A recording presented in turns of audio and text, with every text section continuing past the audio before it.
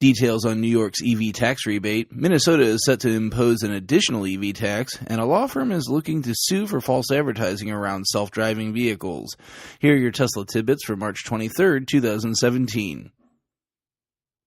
We kick things off with Reddit user No T-Rex Fatalities letting us know that New York has announced the details of its new EV incentive program. Known as the Drive Clean Rebate, it's a point-of-sale rebate of up to $2,000 on a plug-in hybrid or electric car. So, buy a qualifying car, get money off on the sales tax of the car.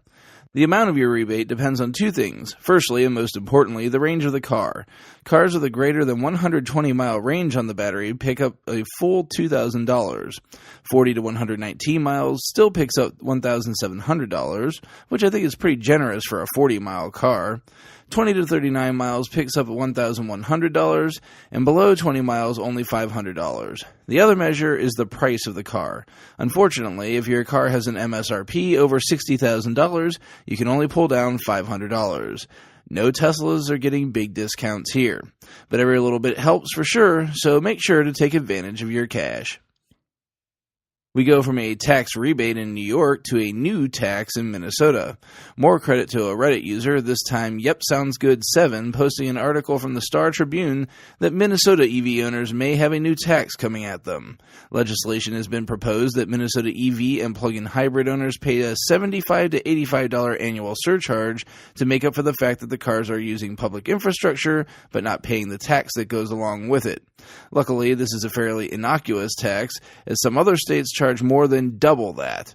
The law would take effect January 1st if it passes, but it isn't all bad news.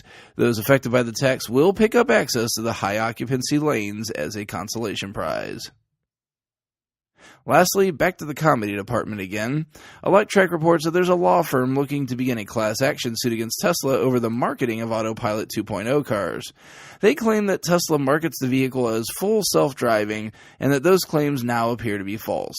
This despite the fact that the design studio clearly says in bold type that this feature is, quote, dependent on extensive software validation and regulatory approval, which may vary widely by jurisdiction, end quote. But hey, let's not let the facts get in the way of a good lawsuit, right? You can find the links to today's full stories in the show description. This show operates on a value-for-value model. If you get some value out of what I do each day, please consider supporting me at patreon.com/Tesla Tidbits. Support even as little as $0.25 a month will be humbly appreciated. As always, thanks to super patrons John Waltower, Drew Schuyler, Cookie UK, and John Waller for supporting the show at the $10 plus level. If you have nothing extra to spare, that's totally fine. Please feel free to support the show with your positive iTunes reviews and subscriptions, as well as across other services on the internet. Also, feel free to support our friend Drew if you're in the market for a Tesla. Get yourself $1,000 off using the referral link ts.la/Andrew1233. If you have feedback for me, the best way to be heard is to tweet at Tesla Tidbits.